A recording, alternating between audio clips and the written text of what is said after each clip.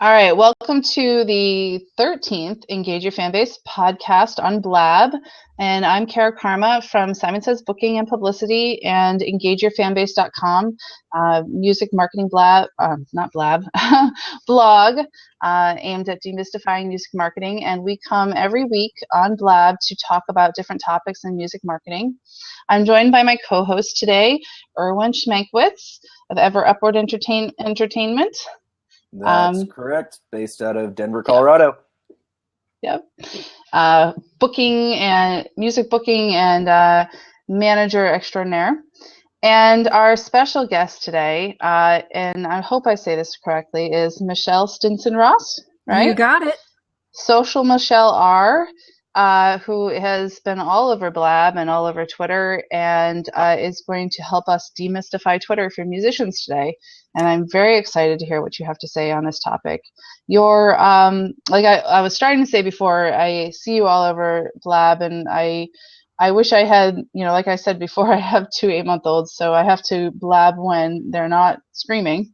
I wish I had more time to be able to do this. Like, you seem to be on every time I'm interested in being on in the most interesting blabs. So I'm really honored that you decided to join us today and talk about this topic. And now you said that your husband is a musician? Yes, my husband is a professional musician. He is an orchestrator and arranger. He does a little bit everything from choir arrangements to string arrangements to orchestration and composition for film, video, that kind of stuff. So yeah, we've been doing this for a long time. Nice. So tell us a little bit about your background before we start into, questions and discussion. All right. So my personal background is actually digital marketing. I have been a digital marketing consultant for several years now. I work with large brands, small brands, B2B, B2C. I've done a little bit of everything. I work not only with Twitter marketing, which is what we're going to be talking about tonight, but also broad spectrum content marketing and social media marketing. So basically, I work with brands to help them raise their visibility across the board in digital media, whether that's their website or across social or email or just about anything else. Do you do this as a consultant on your own, or are you part of a company? I am an independent consultant, so I can appreciate the rest of the independent artists and what they kind of have to go through to keep business going and keep fans interested. So, hey guys, I'm right there with you. All right. Well, our first question tonight for you is, why use Twitter? I mean, as a musician, and I think that's the most important question is, a lot of musicians, I talk to a lot of my clients, they say, yeah, we're on Twitter, but, they tweet their Facebook posts or whatever it is. They're not, I know. And it's really, or it's like coming from bands in town. I don't even know what they're automating it, but it's not the discussion. So why should they be interested in this platform? What does it have to offer? What does Twitter have to offer that the other channels don't? Really, really super easy. And this has been the case ever since the inception of Twitter, is that Twitter is by far the best, biggest cocktail party on the planet. If you want to go meet new people, expose new fans to what you do, reach out to people all over the place that you've never met before, Twitter's the place to do that. Now, Facebook's cool in that it gives us a platform and a page and that kind of stuff to keep in touch with fans that we've already collected. But Twitter's really the place to go collect those brand new fans that have never heard of us before. Now, why is that more so than YouTube? I think mostly because the outreach is a lot easier. I mean, yes, YouTube enables a lot of discovery, but you have to do a lot of heavy lifting in order to get that discovery to happen. You have to create video content. You have to be able to optimize that content for YouTube search. Then you have to add the social component on top of it, where you're going and subscribing to other people, commenting on other stuff, getting other people to come to your YouTube channel. And frankly, if you really want to drive a YouTube subscription base, you really need Twitter in order to drive new subscribers to keep upping that number on YouTube. You really have to be using Twitter in tandem with that. That Twitter is that first quick, easy opportunity to introduce somebody to what you do as an artist. And whether that... Sure, go ahead. I'm out. Easy? I mean, you know, I understand what you're saying with the whole content thing. And, you know, you have to upload content with YouTube and a lot of heavy lifting. How would you say it's easier with Twitter to, you know, reach out to those people if you don't have content? Because I feel like, you know, at least for me, and you know, I love having you on here as well, because I'm one of those people who haven't really used Twitter. I mean, I really only got Twitter when Kara started getting me on this podcast, so I'm relatively new to using it efficiently as well. You know, it's kind of hard for me to think about how it's easier to gain fans without having content, though, like you're saying with YouTube and with Facebook, that you can, you know, continue reaching out and kind of promote what you already have on your page.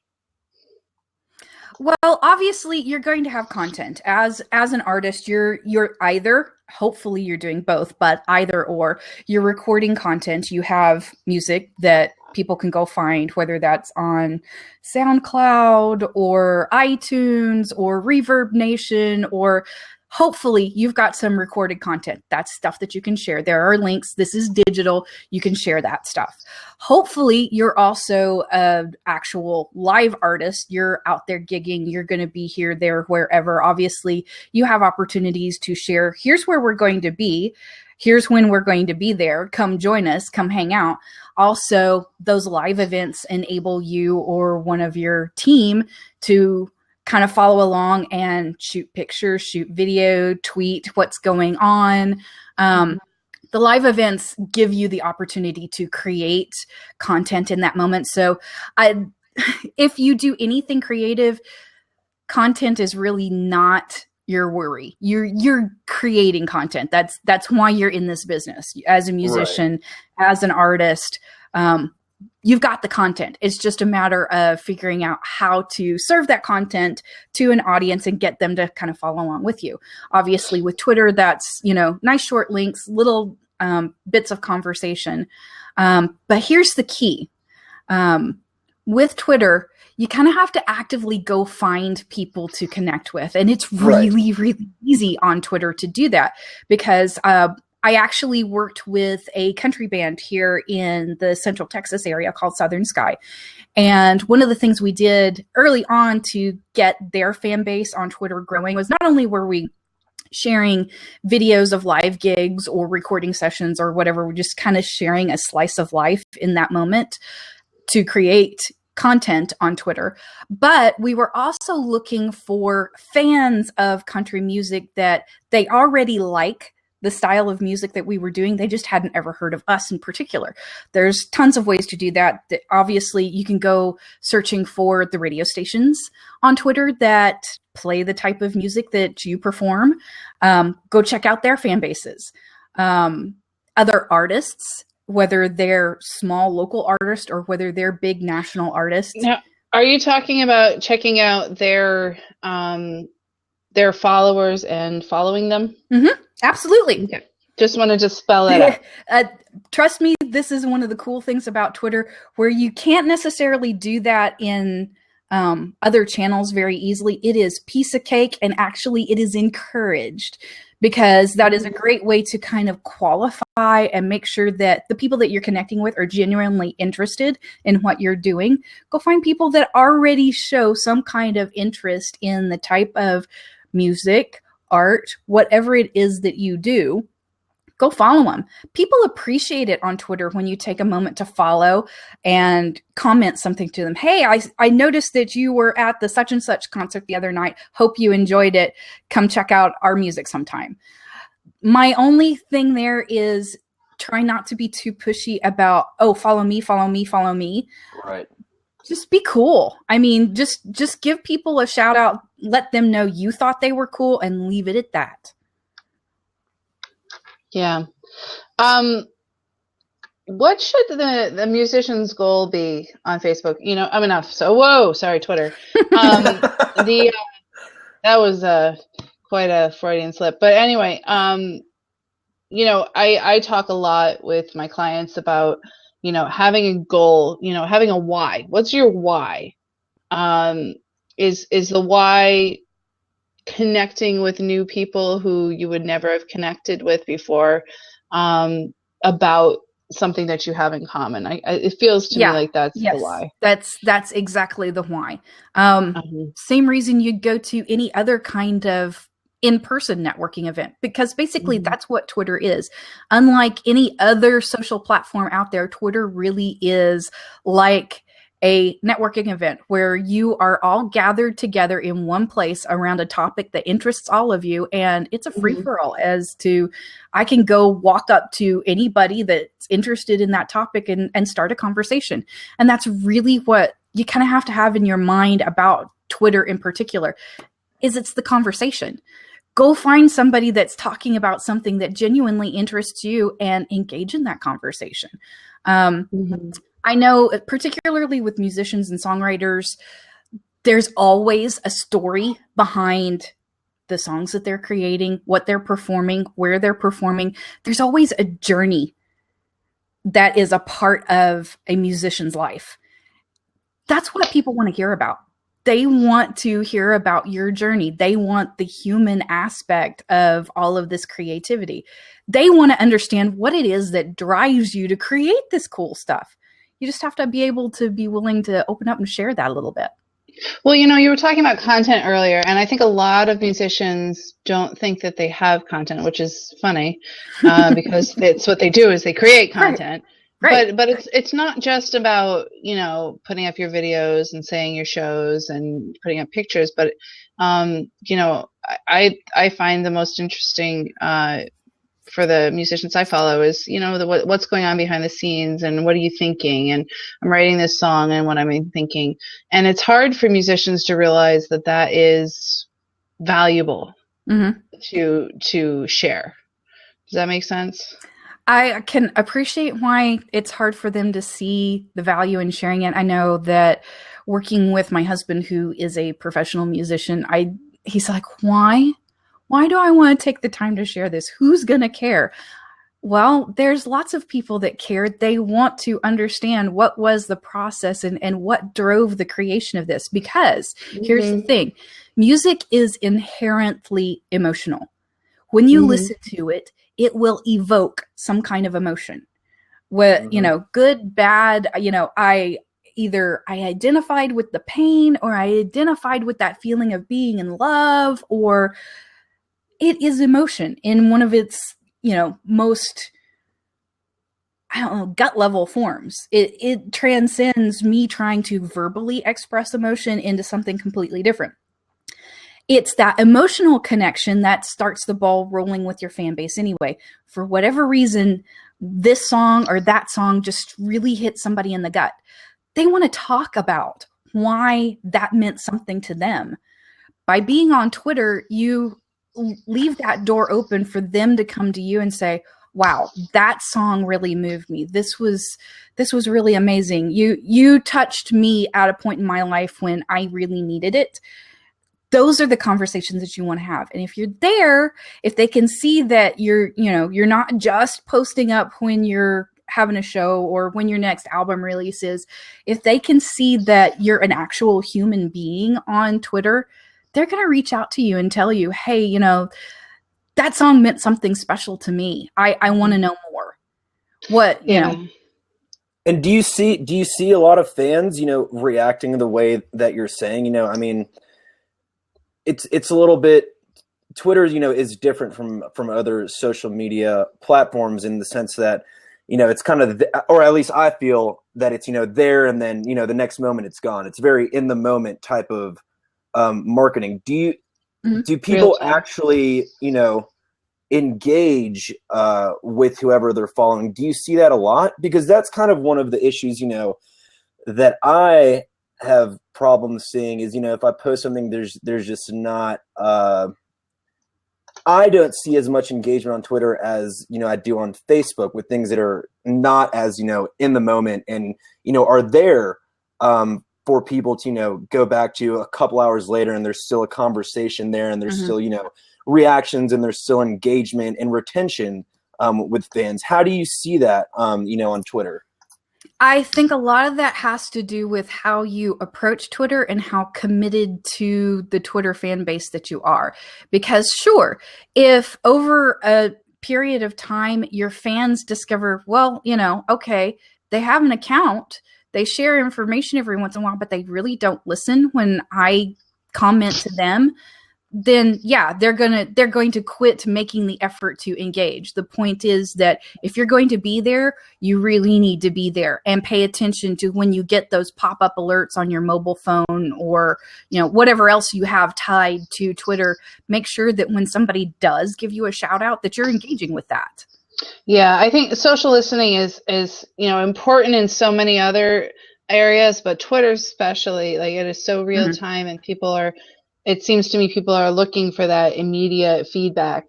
Well, I go back to the cocktail party analogy here, because if you're walking around a group of people, you've got your favorite beverage in your hand, and somebody walks up to you and says, "Hey, I've heard of you. You write some really great songs. I really appreciate da da da da da about this song," and you just kind of stand there and go,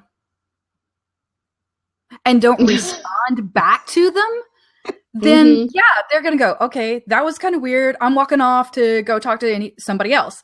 The same rules apply to Twitter. If somebody, walks up to you, to your face and says, "Wow, your music is really cool," and all they get back from you is crickets, they're going to stop engaging. But right, that's why I will tell musicians and any artist on Twitter that's what it's most like. If you're not present in that moment, because it is real time, then you're missing out on that moment. Right. Take advantage when somebody mentions you to mention them back. Yeah. Reply, respond. Can I just say something real quick? Two things. Number one, we're going to open up the seat later if anybody has any questions for Michelle. And number two, can you guys see comments in the right hand? Is it just black? I can see comments. I see that Axel Happy's joined, that Bill's joined, that Circle City Records. I don't have any comments, so I'm going to refresh my screen real quick. Okay. Because I seem to be having some kind of issue. All right, and then we'll continue. Sorry. No worries.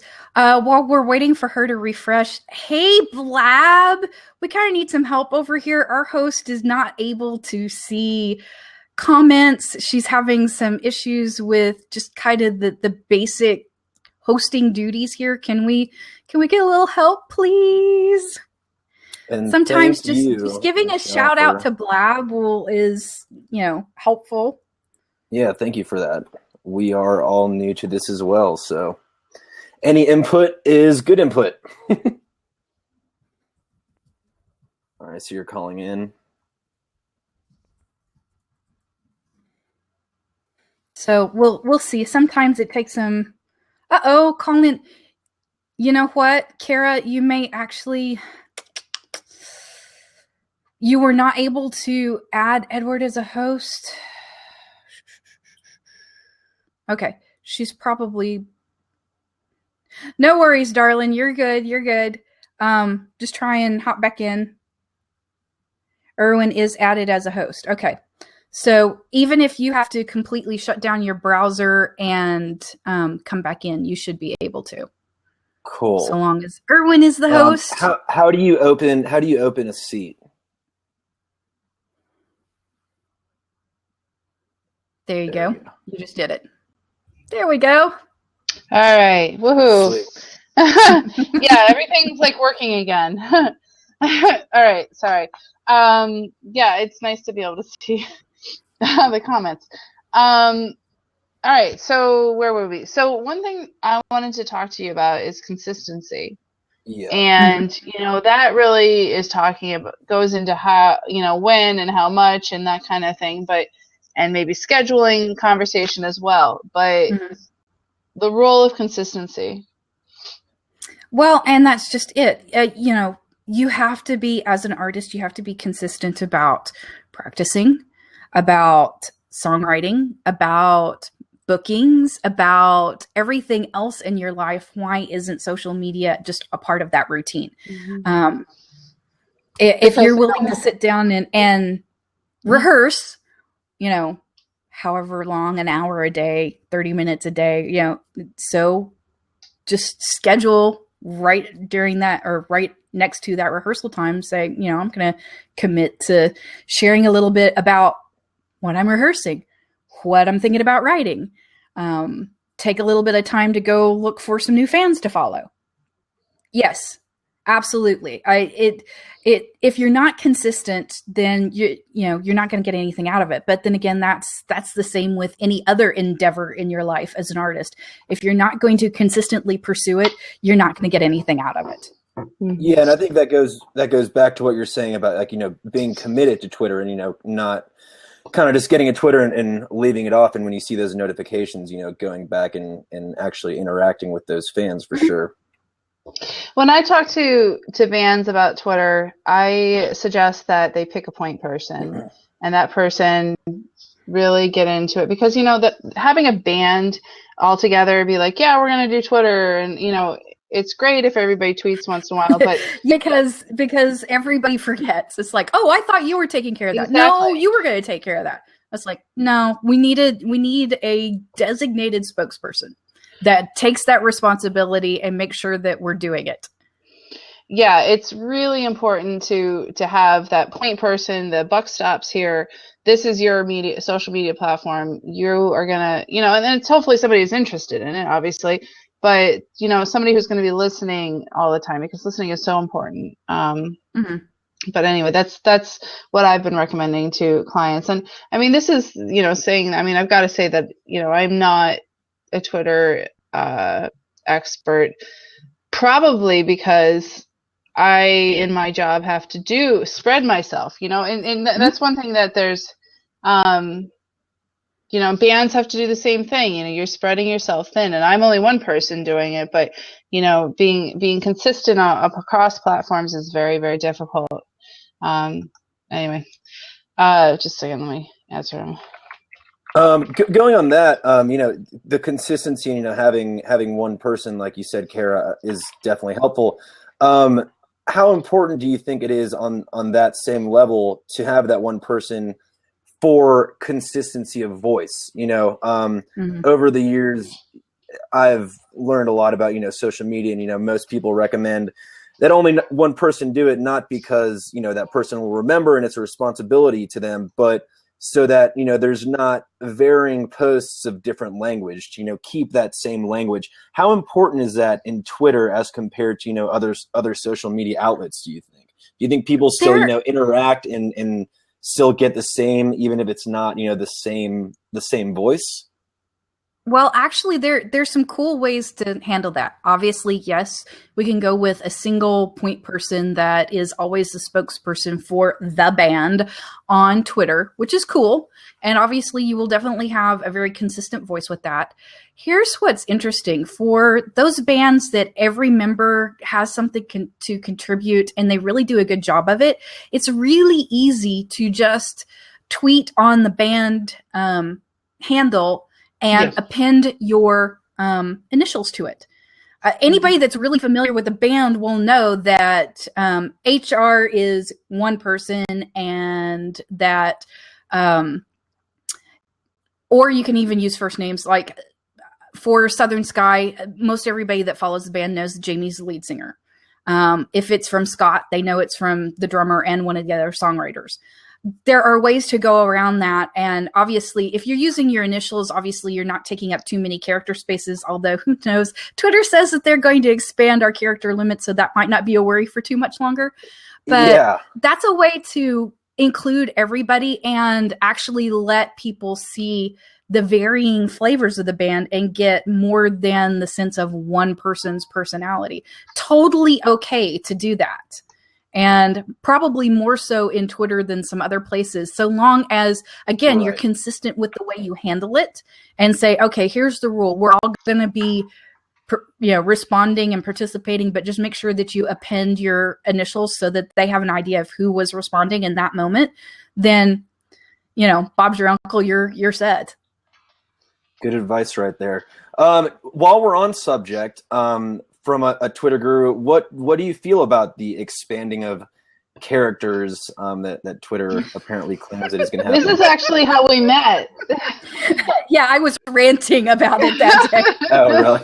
Okay, no, I have to be completely honest. I am a total Twitter addict. So when I first got into social media, just on my own personal level, I did MySpace, I did Facebook, and a friend of mine turned me on to Twitter. And oh my gosh, did I have so much fun on Twitter. Twitter hooked me more so than any of the other platforms that I currently use, that I'm currently exposed to. Twitter has always been my favorite. And I've been on Twitter consistently since about 2007 or so.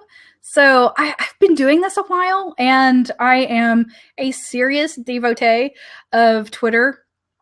So, the 140 character limit was never really an issue for me. Actually, it was kind of cool to get me to learn how to communicate very succinctly. Brevity is the soul of wit. Well, I must be one of the most witty people on the planet. I've learned how to do that, right? But I can understand how new Twitter users that haven't spent as much time on the platform as I have come into it, and they're like, what is this? And why can I only type a few words? And wrapping your brain around what this thing is a little complicated. And honestly, in my mind, Twitter really hasn't done a good job of providing the users with guidance, especially new users that they're hoping will stay on this platform. So I can see reasons for expanding that limit. However, expanding it from 140 to 10,000 characters, I'm not so sure that that's a really bright idea. Aren't the number of characters that you will see before expanding the tweet, isn't it still 140? Actually, Twitter has been quite mum on exactly how they're going to handle that. Now, one would suppose that if they're not going to show that full-length tweet immediately, and you have to click to expand, then it's probably still going to be 140 characters, and therefore that first 140 characters has got to catch people's attention, or they won't even bother to expand to hear what you had to say. Mm-hmm. Right. Yeah. What are they? Sorry, Kara. Are they expanding? Do they have a number that is that they're supposedly expanding to? The published character limit expansion has been stated as 10,000 characters. Oh, wow. That's enormous when you go from 140 to 10,000. Now, having said that, the direct messaging system within Twitter has been that length for quite some time. And honestly and truly, I have never received a direct message via Twitter that was that long. Yes, we have that many characters available to use. Very few people do that. One of the things you have to remember about Twitter, and I'm looking for my device over here on the desk, is that the vast majority of people use Twitter with this device right here. In which case, people are not going to sit here and with thumbs for 10,000 characters. They're just not. Right. But obviously, upping that character limit a bit does make communication a little bit easier. You don't have to be quite so succinct, but I will still advise anybody that is considering Twitter, do your best to be as succinct and as brief as you possibly can. By forcing yourself to do that, you honestly wind up becoming a better communicator. Right. I agree completely. And I agree completely. Direct messaging is just private, correct? That's not correct. That is public. It had been just one-on-one for a very long time, but if you go into Twitter now, either on the mobile app or in an app like TweetDeck on your desktop, that kind of thing, you can actually do group messages. You can include more than one person in that private series of messages. I've actually coordinated some stuff where I was talking to, 2 or 3 people at the same time, and it works really, really well. I think a lot of that has to do with the way customer service engages on Twitter. So when somebody shouts out to a brand, a band, an artist, or whatever, and they say, hey, I've got a problem, being able to take that conversation private where not everybody in the universe, because Twitter is the only one that is not a walled garden. Whereas on Facebook, you have to log in and actually be a part of the network in order to see the content that's posted on it. Twitter is public. You can go to twitter.com/somebody's username and actually see their publicly posted content without ever logging into Twitter, which is actually a good thing when you're trying to promote something, because they don't have to have already been connected to Twitter in order to see what you had to say on Twitter, which is really cool. But when you're trying to deal with a customer service issue, obviously you don't want everybody and their dog to see that conversation. You can take that to DM and really get to a point where you can explain things very fully. Well, speaking of DM, I would be very interested to hear your opinion on direct messaging after someone has followed you. And, I'll follow a band and they'll be like, hey, thanks so much for follow. Here's our latest single. Right. Again, it's just going right for the sale. Right. They're going right for the sale, or it's automated. It says the same thing regardless I'm who sure you it's are. automated. Mm-hmm. Automated isn't necessarily bad, but certainly if you're going to do an auto DM, keep it to a thank you. We appreciate our fans, and leave it at that. If you do direct message somebody like that, if you're set up to do that, then you also need to be taking the time to go back through all of your new followers at some point, say once a week, and go through there and go, okay, yeah, these are actually cool. We want to follow them, and engage with them one-on-one. If you're going to do the auto DM, make sure that you take the time to actually personally engage with them as well. I would say my personal preference is that, okay, cool. When somebody follows you, absolutely, yes, engage, but do it in a way that's very personalized. So when I, as Social Michelle R, clicks on an artist that I like and I give them a follow, because they're doing they're either in my area, I want to make sure that I'm keeping up with their live schedule, or they're about to release a new album that I want to make sure that I'm there right when it drops, then I would appreciate personally for whoever's managing that Twitter account, whether that's the band in general or a designated spokesperson, to tweet back and say, hey, we see that you followed. Thanks for the follow. What can we help you do? Take a moment, look and see where they're from. So for instance, for local people that follow Southern Sky on Twitter, we take a moment, we look and see what town they're in. Hey, I see that you're living in Katy, Texas. Well, guess what? In 2 months, we're going to be at such and such location. Take that time to personalize just a little bit. Or for instance, maybe we went and reached out to somebody that was following like a national level group that is really similar in style. Hey, we noticed that you followed us back, and I see you're a big fan of this band too. Really cool. What do you think of their latest release or whatever? There are ways to engage in that conversation that are personalized. And honestly, and truly, and authentic. People on Twitter, that's what they're there for. They're there for the personal touch. Give it to them. Mm-hmm. Yeah. I agree completely.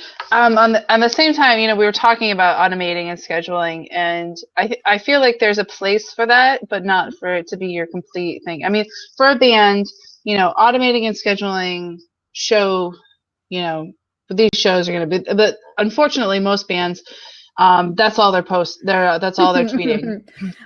Guess what? Set it and forget it does not work.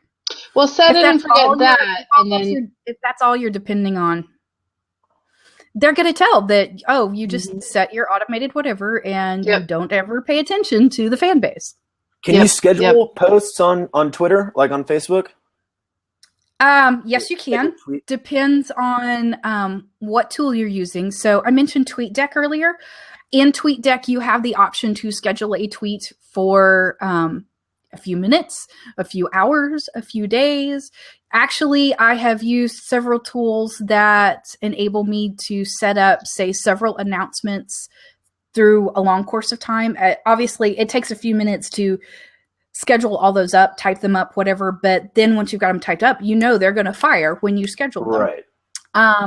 Hootsuite will also let you schedule, depending on what kind of investment. There are also some paid tools like Sprout Social is a very reasonably priced tool that will enable you not only to do some scheduling and manage several social media channels in one spot, but that tool in particular also will help you find people that are interested in the same things that you are. So it's really a great discovery tool for finding new fans. Sprout Social. Cool. Mm-hmm. What was that again? Sprout Social. Yeah, I've heard of that. So for our musicians who are listening and wanting to know the lowdown of the tips, the takeaways, there's so many things out there when you're creating a tweet that when you're starting, you have no idea where to start. So, the things like whatever they say, make sure that you use the whole 140 characters or that kind of thing, or the timing issues, that kind of thing. What are your big tips for what I tell a lot of clients, not just tips. artists, but just about everybody I work with, that life is content. Life already inspires your art, your songwriting, your performances. Take it a step further and archive it as you go on Twitter. You have the ability to post pictures.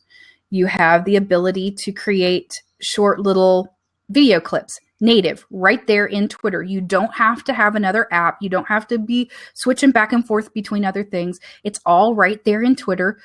You just have to take the extra time and effort to use the tools. But they're there, make use of them. So one of the fun things that we did with Southern Sky was anytime we traveled, because very frequently we were traveling 2-3 hours on the road from Austin. While I was in the car and the rest of the guys were driving and talking about whatever they were doing, I'd turn the camera out the window and shoot a little bit of the road, because a lot of what we do in this area in Texas really does influence the type of music, what they write, what they sing about, how they perform. And it's all around us. And certainly that landscape in Central Texas is very different from a lot of other places in the world. Sharing that little slice of our world is very, very engaging for fans. Same thing goes with, like I said, the live events. Those live events are content gold. Turn on that camera, take a picture, shoot a little bit of video, give people a chance to see and experience what your live show is about, what it's like. Let them know where you are. I mean, a lot of things that I did, I would actually tag the location of where we were during setup and sound check and that kind of stuff. Run a little video during sound check once they were really up and running and actually running through a song. Hey, we're at this venue. Come check us out. We're going to be here from this time period to this time period. Twitter enables us to do that so easily. What? Yeah. I got one more question. I'm going to open. Kind of piggybacking on that. How do you feel, and I heard you laugh a little bit earlier when Kara mentioned this, about sharing your Facebook posts and your Instagram posts to Twitter? How often should you do that if it is beneficial, if you think? Well, I will say this, if you set it up so that when you post on Facebook it automatically posts to Twitter, it looks lazy. It looks like, I've got time to deal with Facebook, but not you guys on Twitter. Right. You really don't. I'm just serving you leftovers. Okay. Right. It reads that way. Now Instagram is okay. It's a little bit different in that, okay, that's actually visual content, and people are a little bit nicer about, okay, I get it. You shot it on Instagram, you edited on Instagram, and you're taking the time to share it with us as well. Here's the thing with doing that is that all Instagram will give you is a link. You still have to click and go a step further to actually see that picture. Whereas if you shoot it, share it, do all your stuff on Instagram, it's saved to your phone. Take the extra time and effort yourself rather than making your fans take the extra time and effort, and go ahead and post it natively as a Twitter picture. They'll appreciate it. So you can, and you'll get a lot more engagement out of it. You can post photos and video on Twitter that will show up and be embedded there. Okay. Completely native. Your limits as far as video are 30 seconds. Okay. Oh, gotcha. But there's a lot you could, Vine is only 6 seconds. Yeah. And Instagram is 15. So if you're already used to doing that on those platforms, wow, 30 seconds seems quite luxurious, actually. Yeah, definitely. Especially, if you're posting anything 3 minutes long, you should be posting it on YouTube anyways.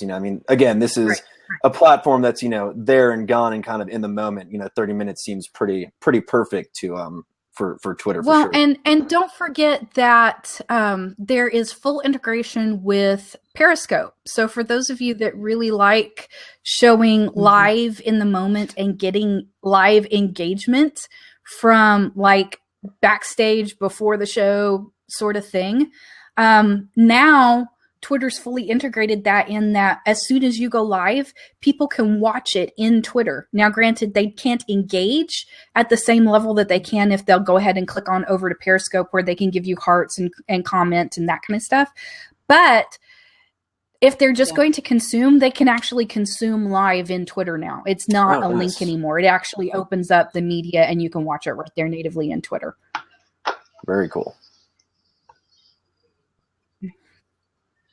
I wanted to open up the seat to see if anyone had any questions, and while we're waiting for that, if anyone wants to join in, I wanted to talk about this new development today, that they're going to change the algorithm so that at the top of your when you open Twitter, it's going to have the tweets that they think you will most likely be interested in, followed by everything else reverse chronologically, pretty much making it sound like Facebook, except that a little better than Facebook in some ways. Different, but you're still going to get the, I don't know, personally, like, I think the cool thing about Twitter, especially marketing wise, is that there isn't an algorithm.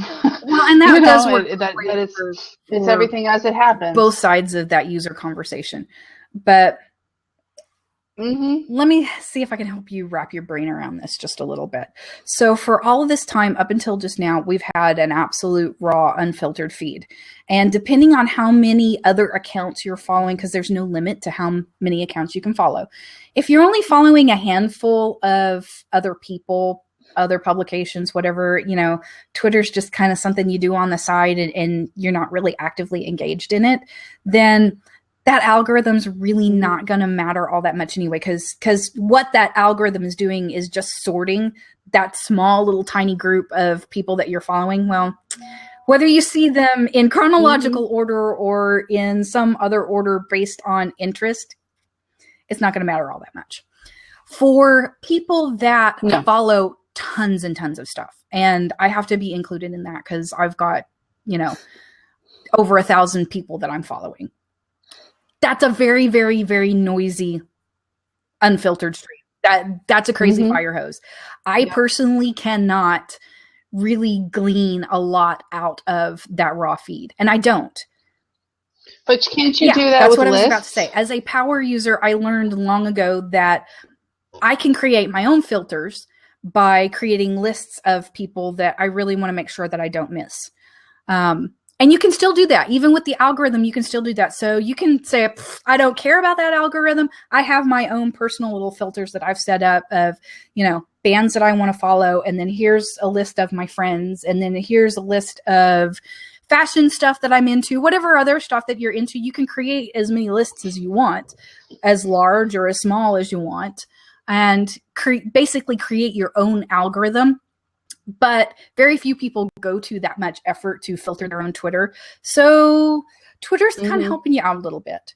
And I think for the most part, since you still have the option of looking at the algorithmic feed or a live timeline of the feed, you're not really losing anything. But for those that maybe haven't quite got the hang of it, or they're just not as crazy nuts about Twitter as I am, then that algorithm is actually going to help them to filter out some of the noise, some of the crazy, and get to stuff that they really honestly care about. I think that overall, especially for the casual Twitter user, I think they're going to see a great deal of benefit out of it.